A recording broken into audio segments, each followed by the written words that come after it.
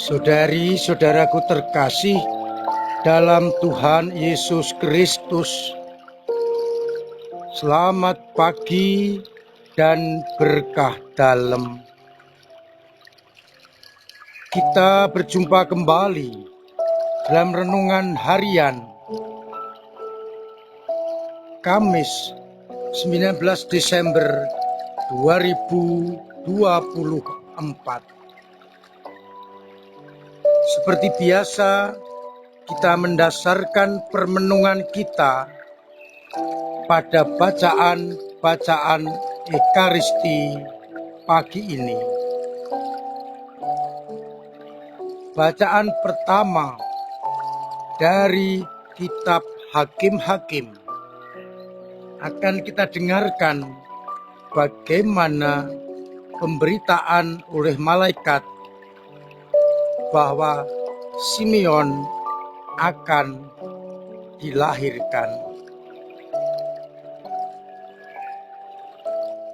Meskipun kedua orang tuanya dikatakan mandul dan sudah berumur, namun Tuhan menghendaki agar Simeon dilahirkan.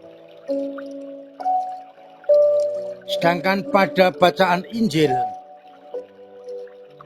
akan kita dengarkan pemberitaan oleh malaikat Gabriel kelahiran Yohanes Pembaptis. Ketika kelompok Imam Sakaria bertugas mempersembahkan kurban ukupan,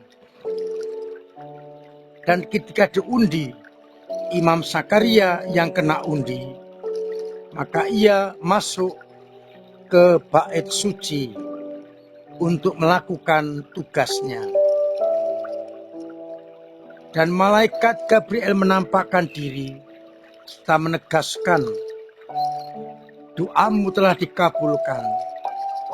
Istrimu Elizabeth akan mengandung dan melahirkan seorang anak laki-laki. Dan engkau harus menamai Yohanes. Kedatangannya akan membuat banyak orang bersuka cita. Orang akan kembali kepada Allah. Ia tidak akan minum anggur ataupun minuman keras. Ia akan dipenuhi dengan Roh Kudus. Namun Sakaria tidak percaya dan minta bukti, maka ia menjadi bisu sampai nanti terpenuhilah nubuat malaikat Gabriel tentang kelahiran Yohanes itu. Saudara-saudaraku terkasih, kelahiran Yesus didahului dengan pemersiap-pemersiap. Di antaranya adalah Yohanes Pembaptis. Hari ini ditampilkan dua tokoh besar yang kelahirannya diwartakan dengan amat istimewa.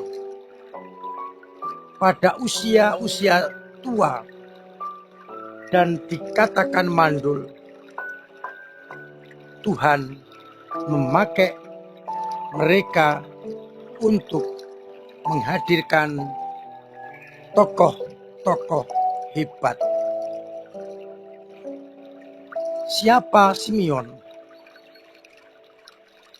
Simeon adalah nabi besar yang taat setia kepada Allah, siang malam menantikan Sang Mesias.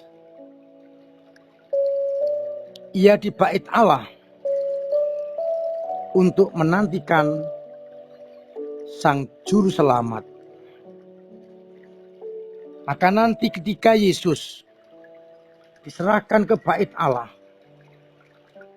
Simeon menatangnya dan berucap, "Sekarang Tuhan, perkenankanlah hamba-Mu berpulang, sebab mataku telah melihat keselamatan yang datang dari-Mu. Kerinduan dan keinginan Simeon hanya satu, yakni melihat Sang Penyelamat. Tidak ada keinginan lain.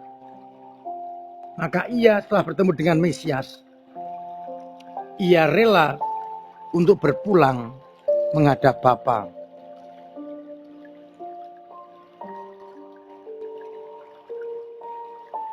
Kita boleh juga bertanya, apa yang kita inginkan selama ini? Apakah dekat dan berjumpa dengan Mesias? Ataukah kita menginginkan hal yang lain, pangkat, kedudukan, harta, dan sebagainya? Mari kita mencoba seperti Simeon yang keinginannya satu, yakni berjumpa dengan Sang Penyelamat.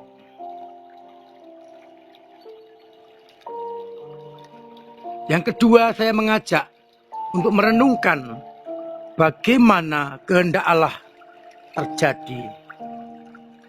Sekalipun menurut pandangan manusia mustahil, namun bagi Allah tidak ada yang mustahil. Yang dikatakan mandul dan tua tetap bisa dipakai Tuhan sebagai alatnya. Dengan kehadiran tokoh-tokoh ini, maka hebatlah persiapan yang dilakukan. Semoga kita mampu untuk tetap optimis dan yakin serta percaya bahwa kehendak Tuhan dalam diri kita akan terlaksana. Tentu dengan cara Tuhan sendiri. Kita mohon agar kita semakin dimampukan untuk tetap percaya sekalipun menurut pandangan kita tidak mungkin. Bagi Allah semuanya mungkin terjadi. Tokoh-tokoh besar ini dilahirkan untuk pemersiapan jalan Tuhan, Sang Mesias yang kita nanti-nantikan. Kita pun diajak untuk mempersiapkan diri dengan persiapan batin yang memadai, membersihkan dari dosa-dosa kita dengan menerima sakramen tobat, sakramen rekonsiliasi, berdamai dengan Tuhan. Kalau demikian, maka kita pun akan dilayakkan untuk menyambut datangnya Sang Mesias. Kita merahmat Allah agar kerinduan kita hanya satu, bersatu dengan Mesias dalam kebahagiaan surgawi. Tuhan memberkati kita sekalian. Amin. Marilah berdoa. Bapa yang penuh kasih, kami bersyukur atas tokoh-tokoh besar yang mempersiapkan kehadiran Sang Mesias bagi kami. Semoga kami pun juga mampu mempersiapkan diri dan menghantar orang sampai kepadamu. Biarlah akhirnya hanya nama-Mu yang dimuliakan. Semoga iman umat-Mu semakin kokoh kuat, semakin mengandalkan Engkau di atas segala-galanya, dan semakin percaya akan kehendak-Mu. Semoga umat-Mu yang sakit Engkau sembuhkan, yang punya beban berat Engkau ringankan, yang punya persoalan Engkau bantu untuk mengurai. Dan yang kesulitan ekonomi, semoga usahanya Engkau lancarkan, agar akhirnya mereka pun tetap merasakan pendampingan dan cinta kasih-Mu. Untuk itu, sertai kami dengan berkat-Mu sendiri, Bapa dan Putra dan Roh Kudus. Amin.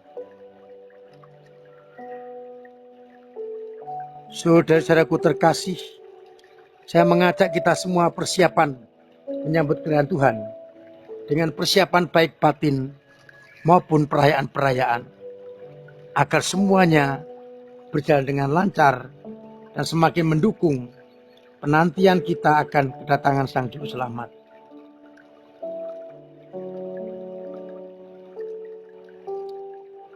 Terima kasih untuk semua usaha yang membantu gereja dalam mewartakan kabar sukacita. Semoga akhirnya dengan cara kita masing-masing banyak orang terlibat untuk ambil bagian dalam karya keselamatan. Akhirnya saya mengucapkan selamat pagi,